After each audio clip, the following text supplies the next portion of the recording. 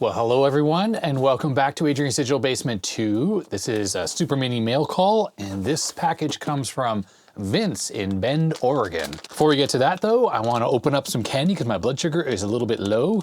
This comes from Michael. He sent in a bunch of stuff, and I have a box of it.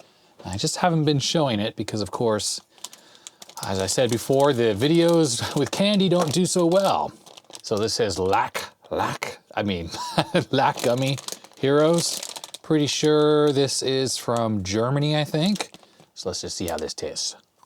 These are really good, I have to say. They don't taste so fake as the US stuff. So yeah, and there's some of the milk things in here, whatever, the milk bar and stuff. Well, those are absolutely delicious. Thank you very much, Michael, for sending in those and all the other candy you sent in. Really appreciate it. Okay, onto the package from Vince. Let's see what we got here. There's a letter that reads, "Hi, Rammy." So I'll just grab Rammy right here. He'll just sit in a box. He's like a cat that way. "Hi, Rammy. I'm hoping you can use the enclosed SIM adapter for the RAMCheck memory tester. I hate to see Adrian wasting time with defective memory modules. And of course, we need to get those new dead parts bins filled up." That's right, there are 2 dead parts bins now. One with Rammy's face on it. It's a box that was beautifully handmade, and another from the guys in Australia that looks like a coffin. So far, I've only been using the big box, but if I have lots of dead memory modules, then of course I can start filling up the other one as well. Also, I picked up some various flavors of Tang. Yes, that's my sugar-free drink I love to drink. Last time I visited the Amazon.com, tiny little letter. Maybe you can give those to Adrian for me. Thanks for all the great RAM-related videos, Vince in Bend, Oregon. Thank you, Vince. Rammy thanks you. Rammy will just sit off to the side here. Let's see what we have in here.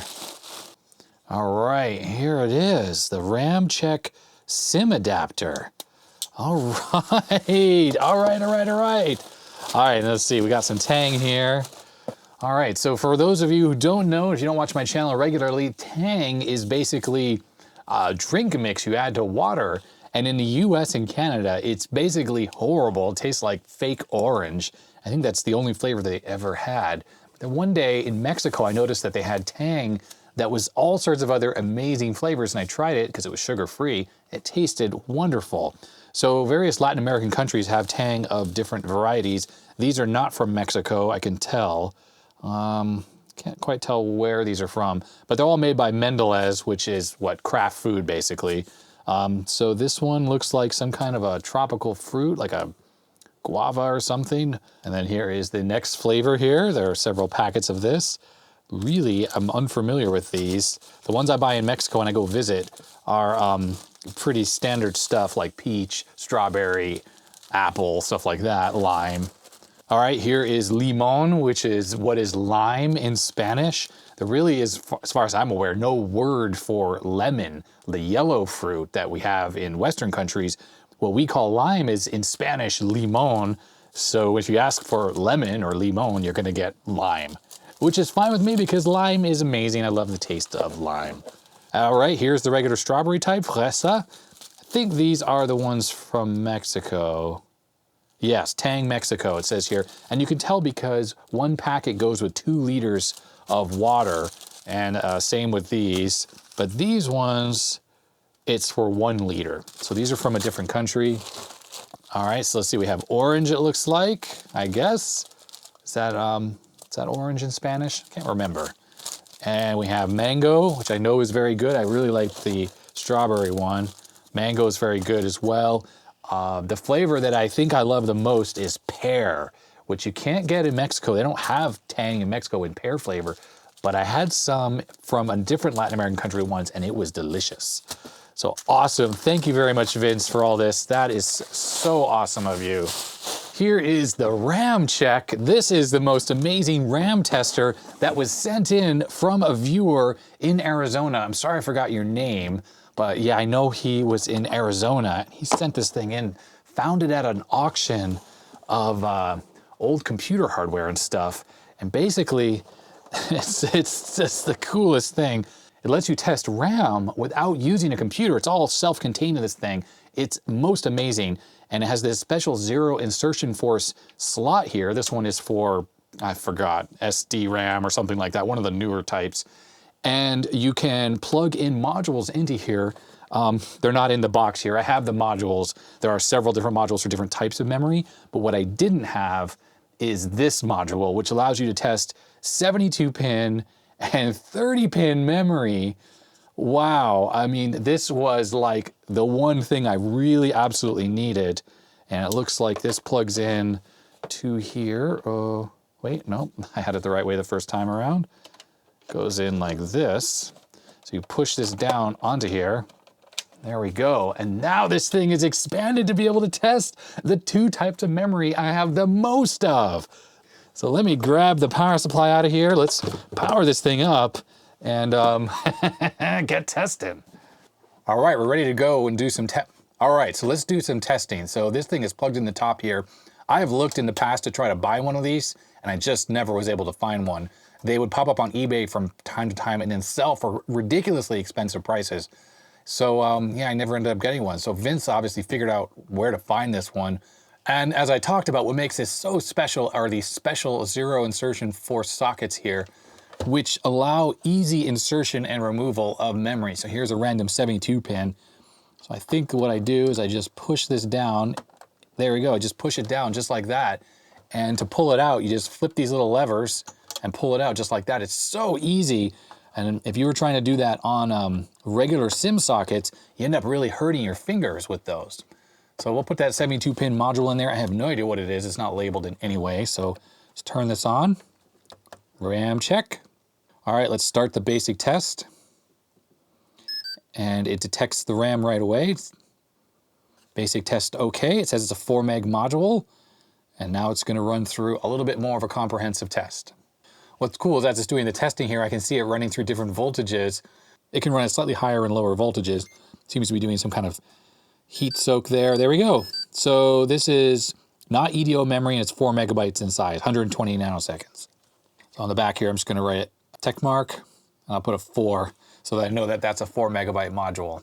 All right, let's try 30 pin memory. This is one that who knows where it came from. It's got some kind of conformal coating on it. 70 nanoseconds Fujitsu. I'm assuming this is gonna be a 1 megabyte module.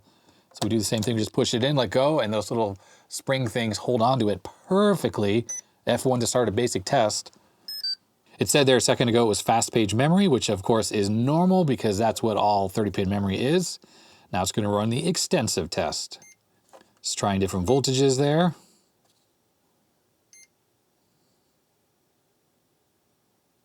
Voltage bounce. So it like writes at one voltage, reads at another. Very cool stuff. I love this tester. Such an awesome piece of equipment.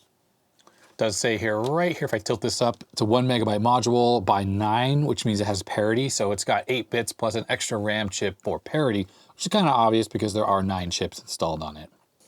Now I have this little tray just filled with memory here. And believe me, I have so much more than this.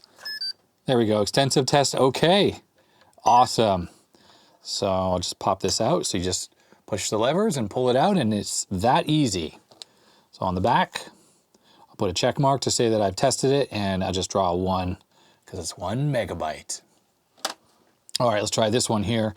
I've already drawn a 1 on there to show that that's a 1 meg chip or module.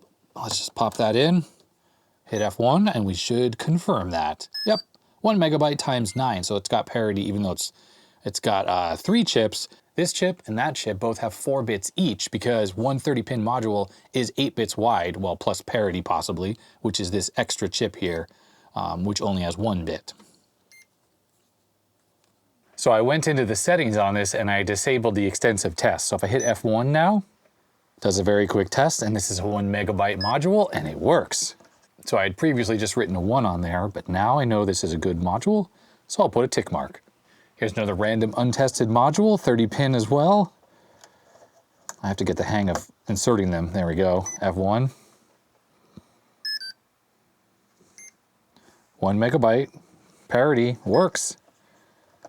Obviously doing extensive testing is going to be better in the long run, oops. But I don't really have time for that considering how much memory that I actually have to test. Here's another random 1 meg module. There we go, it's good. Now I'm putting tick marks on these because as I store them away, I'll put the tested stuff up at the top here. So this stuff's all untested. Eventually I want to get to the point where everything I keep in this box here is tested. That way, you know, I can just quickly grab stuff and know that it should work properly. Here's another random 72-pin module. Let's see what this one tests as. F1.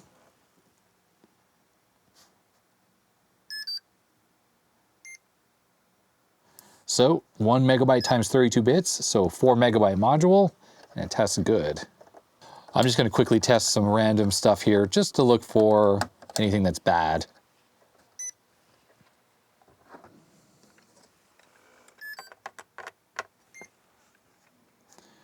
"16 meg module, fast page." I'm only gonna write if it's EDO.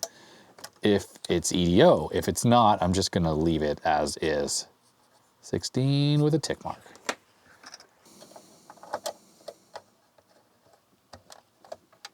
So this one is 16 megs EDO. To be honest, that part of this tester alone is super useful. I brought out a big bag of memory here. This is Rammy's snacks, basically. I'm not gonna test all this on this video. I just wanted to see if I can find anything that tests bad. Okay, I found this module which seems to have a weird message that pops up. Looking at it, oh, it looks pretty standard. Let's pop this back in. When I hit start, connector wiring error. Nothing looks wrong with it. Let's try again. So I don't know, this module's bad. Something's shorted on it, I guess, causing an error. So that is a big X, first bad module there. So this one's testing no problem. Fast page memory, 8 megabytes of FP. Oh, and I had written 8 right there. I'm just gonna draw an 8 there on the memory chip with a tick mark that is. Here's a fast page 16 megabyte module. This has parity as well. It said it was 36 bits wide. That's a little messed up looking. This one has some weird writing on it. I don't know if that indicates that I thought this was bad. It's testing okay. It's gonna be 8 megabytes though. Yep, 8 megs. Basic test is okay. Here's an interesting one. It's just loaded up with chips on both sides. This is gonna be like a 4 meg. What, 512K? 512K times 32 bit. Should be 2 megabytes, but it's not even showing that as a config. 2 megabytes? Whatever, I don't trust this. Whatever this is, that's strange. We're not gonna keep that one. Here's a big boy here. 16 megs fast page with parity. Oh, I had these in a bag marked 32 megabytes. Kind of a, not, I mean, it's a bit more of a rare size for these types of memory modules. EDO. Yeah, 32 megs EDO, nice. It's cool that these both tested out good. EDO 32 megs. So let's put them back in the bag they were in. All right, here's a module, it just has 2 chips on it. So I assume these are 16 bits each, these chips. EDO, 1 megabyte, so it's 4 megs. 4 meg stick. Wow, oh, I wrote 4 on there, so I think I knew that. But I did not know that this was EDO. So I'll put a tick mark there. And here's a version that has 4 chips on it, so I am assuming, these look different, that this is an 8 meg module. Yep, 8 megabytes EDO. Here's a double-sided Panasonic. Let's give this a quick try.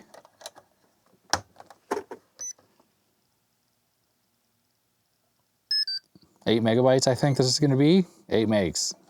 Here's another one, I wrote 2 on it. So is this another 2 meg module that this thing doesn't really support? Yeah, 256K times 36. 2 megs? It's weird how it doesn't really understand 2 megabyte modules. It does work. That was fast page, I think. So it gets a tick mark. Here's another one that I wrote 2 on. Interesting. Let's see what this one tests as. Yep, 512K times 36. I think that's actually 4 megs. Not 2, 4 megabytes. Yeah, that's 2 megabytes. So I don't know. That's so strange. I think that previous one was actually 1 meg. This one? This was 256K times 32 bits, I think. So that's 1 megabyte? Isn't that weird? They made 1 meg versions of these modules? And it's like the RAM checker doesn't really understand modules that are that small. Here's one to test. This one says 8 megs on it.